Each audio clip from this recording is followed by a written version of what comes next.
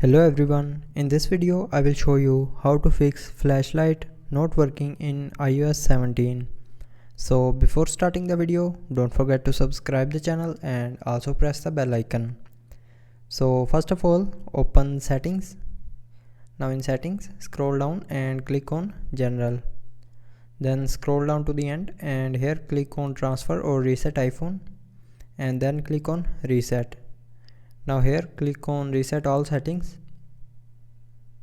and here enter your lock screen passcode. Then enter your screen time passcode and after that again click on reset all settings to confirm.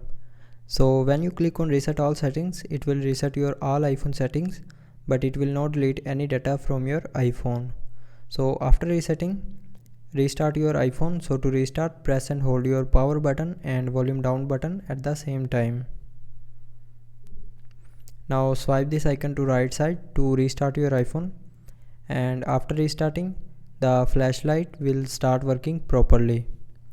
So if it's not working properly, then open settings and scroll down and click on general.